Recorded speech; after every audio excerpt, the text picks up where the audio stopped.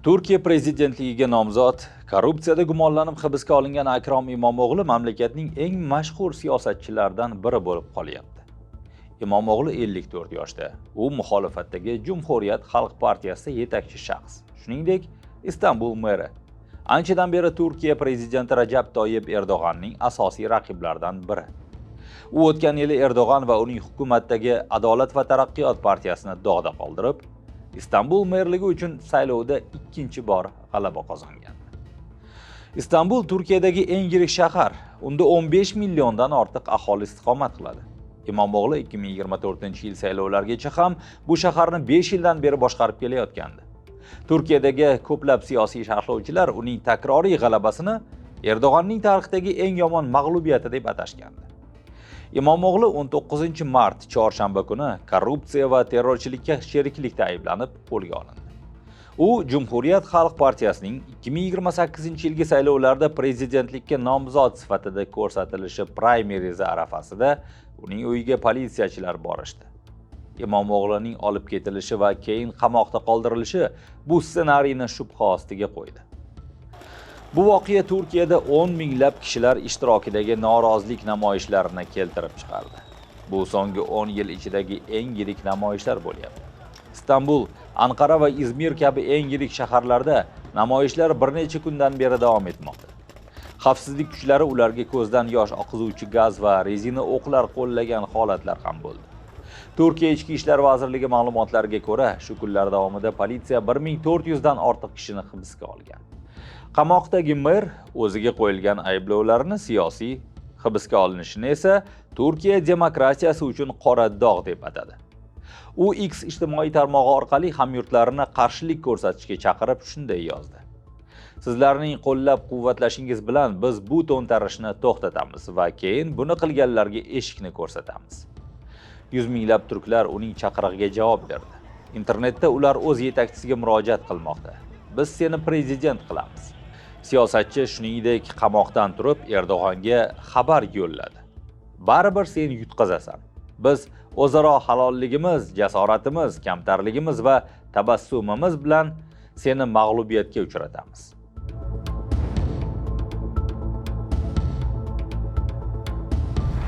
Akrom Imomoğlu 1970-yilda Turkiyaning Qora dengiz sohilidagi Trabzon viloyatining Aqchaobod shahrida tug'ilgan. Maktabni tamomlagach, Shimoliy Kiprdagi Girne Amerika universitetiga o'qishga kiradi. Keyinchalik u oilasi bilan Istanbulga ko'chib o'tadi va u yerda biznesni o'rganib boshlaydi.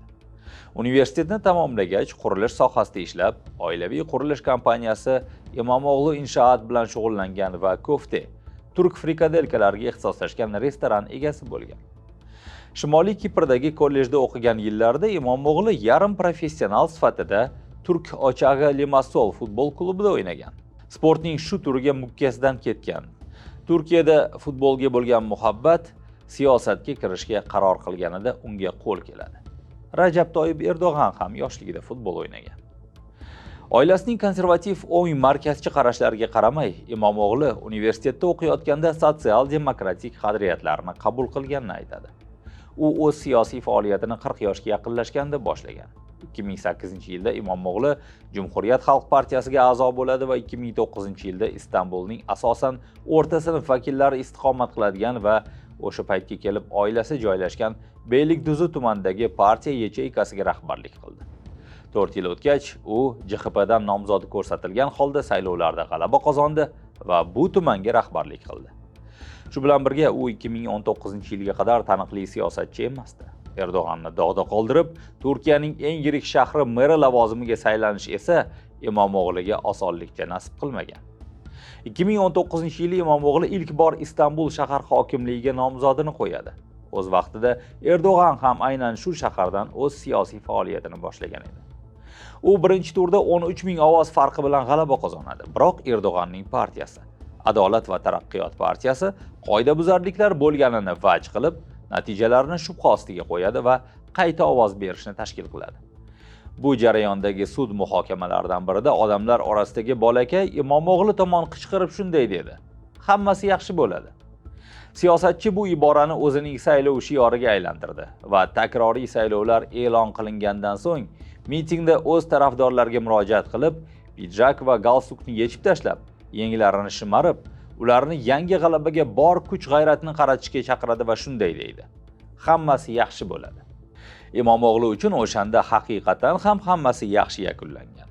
Qayta ovoz berishda bu safar 800 ming ovoz farqi bilan g'alaba qozongan, 54% ovoz to'plagan. Uning raqibi hukmron partiyadan nomzod Binoli Yildirim esa 45% ovoz bilan ikkinchi bo'lgan.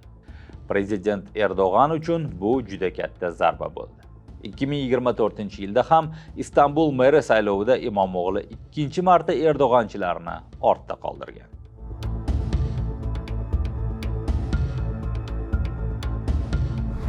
Imomoğluning shahar merligi uchun saylovlarda AKP, Adolat va taraqqiyot partiyasi nomzodi ustidan takroriy g'alabasi turk vatandoshlarining kayfiyatida ro'y bergan jiddiy o'zgarishlarni ko'rsatdi. Erdo'g'anning o'zi bir necha bor Istanbulda g'alaba qozonsang, Turkiyada g'alaba qozongan bo'lasan degan. Istanbul Erdo'g'an ulg'aygan, o'smirligida ko'chalarda limonad va simit sotib pul ishlagan joy. Aynan shu yerda u 70-yillarda siyosiy faoliyatini boshlagan va merlikdan bosh vazirgacha va alal-oqibat prezidentlikkacha bo'lgan yo'lni bosib o'tgan. 2019-yilda hukmron partiya nomzodining merlik saylovlaridagi mag'lubiyati shaxsan prezidentga ham, uning partiyasiga ham og'riqli zarba bo'ldi. Istanbulda 85 millionga yaqin Turkiya aholisining 5dan 1 qismi istiqomat qiladi. Shahar mamlakat iqtisodiyotining katta qismi, jumladan savdo, turizm va moliya uchun javob beradi. Imomoğlu 2023-yilgi prezidentlik saylovlarida ishtirok etmoqchi bo'lgandi, biroq 2022-yilda u Turkiya Oliy saylov kengashi xodimlarini haqorat qilganlikda ayblangan. U rasmiylarni ahmoqlar deb atagan. Shu bilan birga o'zi merni haqorat qilgan Turkiya Ichki ishlar vazirligi rahbari Sulaymon Soyluga javob qaytarganini aytgan. Bu ish bo'yicha sud unga 2 yil 7 oy qamoq jazosi tayinladi. Shuningdek, siyosiy faoliyat bilan shug'ullanishni taqiqladi. Imomoğlu bu hukm ustidan shikoyat qilgan, apellyatsiya sudi hali ham hukm chiqarmadi. Imomoğluning siyosiy karyerasidagi yuksalishni ko'pchilik bir paytlar prezident Erdo'g'an bilan sodir bo'lgan voqeaga o'xshatadi. Imomoğlu 2024-yilda Istanbulda bo'lib o'tgan saylovlarda g'alaba qozongandan keyin ko'plab ekspertlar uning siyosiy karyerasi bir paytlar Turkiyaning amaldagi prezidenti bilan sodir bo'lganidek yuksalishini prognoz qilishdi. Siyosatchini Erdo'g'anga tahdid deb ham atay boshlashdi. 2023-yilgi saylovlardagi g'alabadan so'ng Erdo'g'anning 3-prezidentlik muddati boshlandi.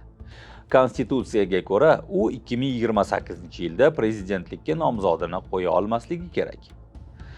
Turkiya rahbarining tanqidchilari esa u yana bir bor prezidentlik lavozimini egallash uchun konstitutsiyani o'zgartirishi mumkinligini aytishadi.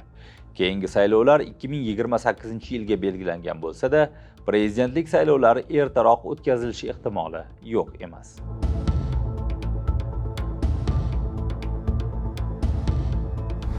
Saylov kampaniyalari paytida ko'pchilik Imomoğlu'ni siyosatga yumshoq yondashuvi va yumor hissi uchun maqtagan. Bu uning Turkiyaning qutblangan siyosiy maydondagi ko'plab raqiblarining taktikasidan keskin farq qilardi. Cumhuriyet Xalq partiyasining dunyoviy bazasini kengaytirib, u Turkiyaning dindor va konservativ saylovchilarini ham o'z tomoniga jalb qila oldi. An'anaga ko'ra ular mamlakatda AK partiya uchun ovoz berishadi, ammo ularning ba'zilari Imomoğlu saylovoldi kampaniyasi dasturiga masjidga tashriflarini ham kiritib, yaqinda Istanbulning mashhur Karakoy tumanidagi tarixiy masjidni qayta tiklash to'g'risida e'lon qilgandan keyin Imomoğlu'ni qo'llab-quvvatlay boshladi. U yangi avlod ramziga aylangan. Bu avlod davlatni o'z qo'liga qaytarmoqchi, siyosatni dindan ajratmoqchi va iqtisodiy islohotlar o'tkazmoqchi. Imomoğlu'ning shahar hokimi sifatidagi siyosati Erdo'g'annikidan keskin farq qiladi. Masalan, u AK partiyaga yaqin diniy jamg'armalar, jumladan Erdo'g'an asos solgan Turgev jamg'armasiga ajratiladigan davlat subsidiyalarini to'xtatdi. U turli siyosatchilar va AK partiya a'zolari tomonidan noqonuniy va haddan tashqari qimmat ijara shartnomalari asosida ishlatilgan xizmat avtomashinalari bo'yicha shartnomalarni bekor qildi. Shu yo'l bilan Imomoğlu Erdo'g'anning atrofidagilarga manfaat keltirayotgan moliyaviy oqimlarni to'xtatdi. Natijada siyosatchi muntazam ta'qiblarga uchradi. U haqoratlar, Turkiyada terrorchi tashkilot sifatida tan olingan Kurdiston ishchi partiyasi bilan aloqalar va korrupsiyada ayblandi. Yaqinda Istanbul universiteti uning biznes administrlash sohasidagi diplomini bekor qildi. Go'yoki qabul paytidagi qoidabuzarliklar uchun. Bu choralardan ko'zlangan maqsad Akrom Imomoğlu'ning prezidentlikka nomzod bo'lishiga to'sqinlik qilish. Chunki Turkiya konstitutsiyasiga ko'ra nomzodda oliy ma'lumot bo'lishi shart. 23-mart kuni sud Imomoğlu'ni sud jarayoni tugagunicha hibsda qoldirish haqida qaror chiqardi. Unga tegishli qurilish kompaniyasi milliylashtirilmoqda. Shahar hokimiyatini esa Erdo'g'onga yaqin shaxslar egalladi. Hibsga olingan shahar hokimining rafiqasi Dilek Imomoğlu qarshilik harakatining yetakchilaridan biriga aylandi. U oldindan ijtimoiy tarmoqlardagi faolligi, xayriya ishlari va saylovoldi kampaniyalarida turmush o'rtog'i bilan birga chiqishlari tufayli mashhur shaxs bo'lib ulgurgandi. Bu millatga qarshi bevosita hujum va biz kurashamiz. Bu yerda yagona jinoyatchi Erdo'g'an. Mening erimning yagona aybi xalqning yuragini zabt etgani va u Turkiyaning keyingi prezidenti bo'ladi, dedi u mitingda. U shuningdek Erdo'g'an hokimiyatda umrbod qolish uchun konstitutsiyani o'zgartirishni istashayotganini ham ta'kidladi.